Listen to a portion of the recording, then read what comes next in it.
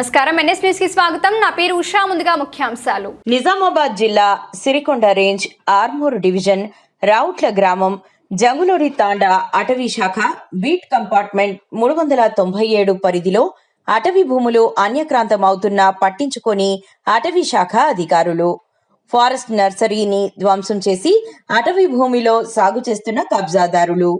ఇదంతా కొందరు అటవీ శాఖ అధికారుల మద్దతుతోనే కబ్జాదారులకు సాగు చేసేందుకు సహకరిస్తున్నారని స్థానికులు ఆరోపిస్తున్నారు. కొంతమంది అధికారులు అటవీ భూముల ఆక్రమణలు, కలప, అక్రమ రవాణాను చూసి చూడనట్లుగా వ్యవహరిస్తున్నారని స్థానికులు తెలిపారు. అటవీ భూముల్లో చెట్ల నరికివేతను పలువురు అధికారులు పట్టించుకోవట్లేదు. ఈ నేపథ్యంలో ఉన్నత అధికారులు క్షేత్రస్థాయిలో పరిశీలించి ఆక్రమణలకు పాల్పడే వారిపై, అందుకు సహకరించే వారిపై కఠిన చర్యలు తీసుకోవాలని స్థానికులు కోరారు.